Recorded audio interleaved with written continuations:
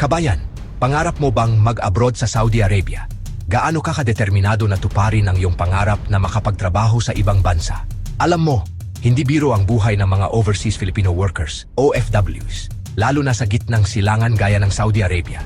Malayo sa pamilya, ibang kultura, ibang batas, at ibang pamumuhay. Kaya bago ka pa man magdesisyong tumulak at iwan ang iyong mahal sa buhay sa Pilipinas, siguraduhin mong buo ang loob mo at handang-handa ka sa mga hamon ng pagiging isang OFW.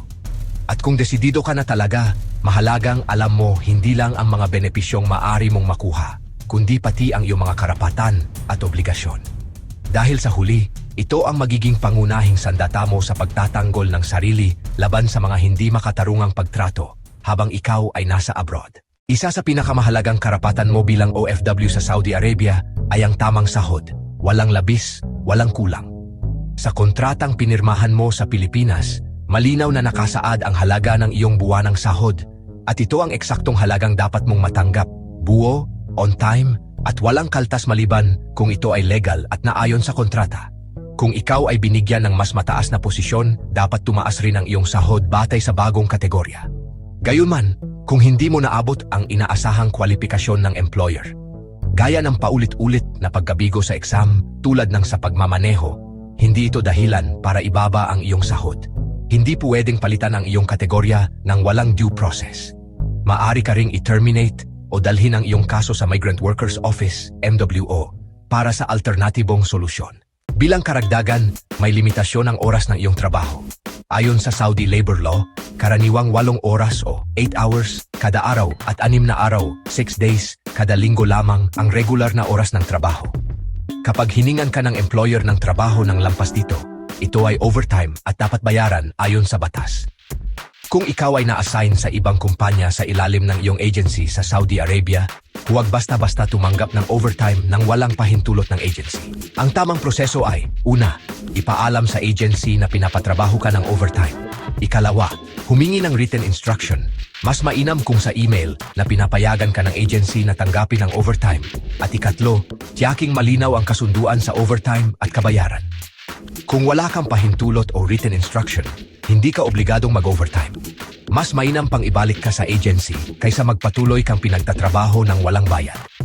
Tandaan mo, karapatan mong mabayaran sa bawat minutong iyong pinagtatrabahuhan at hindi mo tungkulin ang gumawa ng trabahong hindi autorisado ng iyong agency kahit pa ito ay iniutos ng client company. Bukod sa sahod at oras ng trabaho, isa rin sa mga pangunahing benepisyo mo bilang OFW ay ang libreng tirahan at pagkain. Sagot ito ng iyong employer kaya't hindi ito dapat binabawas sa iyong sahod. Para sa tirahan, dapat ay maayos, malinis at ligtas ito.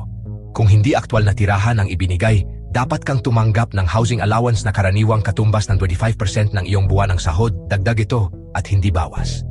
Sa pagkain naman, kung hindi aktwal na 3 beses na pagkain sa isang araw ang ibinibigay, dapat kang tumanggap ng food allowance. 300 Saudi Riyals per month para sa karamihan ng skilled at semi-skilled workers. 500 Saudi Riyals per month para sa mga bagong kategorya tulad ng resident support workers, female support workers, at on-call residential cleaners. At libreng pagkain naman para sa mga household service workers tulad ng kasambahay, yaya o tagaluto na naninirahan sa bahay ng amo. Lahat ng ito ay bahagi ng kontratang nilagdaan mo sa Pilipinas. Kaya kung iba ang sinasabi o ginagawa ng employer gaya ng isang beses na pagkain lamang sa isang araw, pwede mo itong i-report sa agency o sa MWO. Hindi rin matatawaran ang kahalagahan ng iyong access sa libreng gamutan. Obligado ang iyong employer na magbigay ng health insurance na siyang ginagamit para sa diskwento o libreng serbisyo sa ospital, klinika o health center na partner ng insurance provider. Ang health insurance ay hindi lamang benepisyo, kundi legal na requirement sa Saudi Arabia. Hindi ka magkakaroon ng valid na ikama kung wala ka nito. Kaya, siguraduhin alam mo kung aling insurance company ang provider mo at kung saang clinic o ospital ito tinatanggap. Gamitin ang insurance mo sa tamang paraan. Kadalasan libre ang check-up, x-ray, basic lab tests, at emergency treatment kung covered ng iyong policy. Kung may reklamo ka tulad ng insurance na hindi magagamit sa inyong lugar o employer na ayaw ayusin ito, pwede mong ireklamo sa MWO. Tip, i-save sa cellphone ang listahan ng accredited clinics o hospitals ng iyong insurance para handa ka kung sakaling may emergency. karapatan mo rin ang day off. Hindi mo kailangang magtrabaho ng walang pahinga. Ayon sa Saudi labor law at standard employment contracts, karapatan mong magkaroon ng hindi bababa sa isang araw na pahinga bawat linggo. Kung hindi ka nabigyan ng day off, dapat itong bayaran ng karampatang overtime pay. Ang pagtatrabaho ng 7 araw ng sunod-sunod ay labag sa batas kung walang malinaw na kasunduan at bayad. Ang day off ay hindi simpleng pabor kundi legal na obligasyon ng employer. Tandaan, hindi sapat ang palitan lang ito ng ibang araw kung wala kang pahintulot. Kaya kung hindi ka binibigyan ng day off ng walang dagdag na bayad, i-report agad sa agency o sa MWO. Tip: document mo ang iyong schedule para may ebidensya ka kung sakaling kailangan mo ng tulong. Kasama rin sa iyong karapatan bilang skilled or semi-skilled OFW ang bayad na bakasyon. Ang annual leave ay hindi lang para sa pahinga, kundi para sa mental at ang iyong emotional well-being. Bilang OFW sa Saudi Arabia, karapatan mong tumanggap ng hindi bababa sa 21 araw o 21 days ng bayad na bakasyon bawat taon ng serbisyo. Kapag natapos mo ang 2 taon ng kontrata, may 42 araw o 42 days kang leave na may bayad. Ang HSWs ay hindi saklaw ng karapatang ito. Sagot ng employer ang plane ticket pauwi ng Pilipinas pagkatapos ng kontrata. Kung magre-renew ka ng kontrata, sagot rin ng employer ang round-trip ticket at bayad para sa bakasyon. Kung ticket allowance ang ibibigay imbes na actual ticket, dapat ito ay katumbas ng totoong presyo ng ticket. Halimbawa, kung ang halaga ng ticket ay 2,500 Saudi Riyals, hindi pwedeng ibigay sa iyo ay mas mababa gaya ng 1,000 Saudi Riyals. Ngunit kung hindi ka uuwi sa bakasyon, hindi obligadong ibigay ng employer ang cash equivalent ng ticket. Ito ay pribilehiyo, hindi karapatan. May ilang mabubuting employer na nagbibigay nito bilang pagkilala sa sipag at dedikasyon ng kanilang empleyado, pero hindi ito karapatan na maaring ipilit.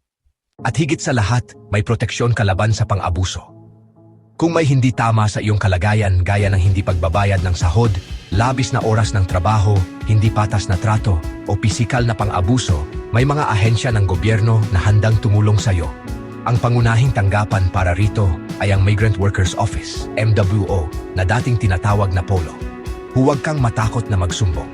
Pwede kang lumapit sa MWO para humingi ng gabay o magsampa ng reklamo. Kung hindi mo alam ang contact details, i-search lang sa Google ang Migrant Workers Office Hotline. May 3 pangunahing MWO offices sa Saudi, sa Riyadh, Jeddah at Al Khobar. Para sa mga malalayong lugar, may naka-assign na focal persons ang MWO na pwedeng makatulong sa iyo. Maari ka ring makipag-ugnayan via hotline, email o Facebook page ng MWO. Tip: gumamit ng email para may record ng komunikasyon. Hindi mo kailangan ng personal na pagpunta agad para makahingi ng tulong. At kahit wala kang day off o hindi ka makalabas, makakaabot pa rin sa iyo ang tulong basta't makipag-ugnayan ka sa tamang ahensya.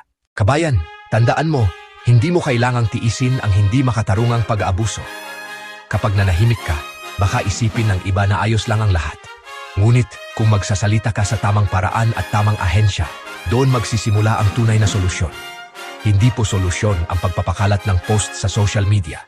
Bawal po yan sa Saudi Arabia. Gamitin mo ang iyong mga karapatan sa tamang paraan, kabayan. Hindi ka nag-iisa, kabayan.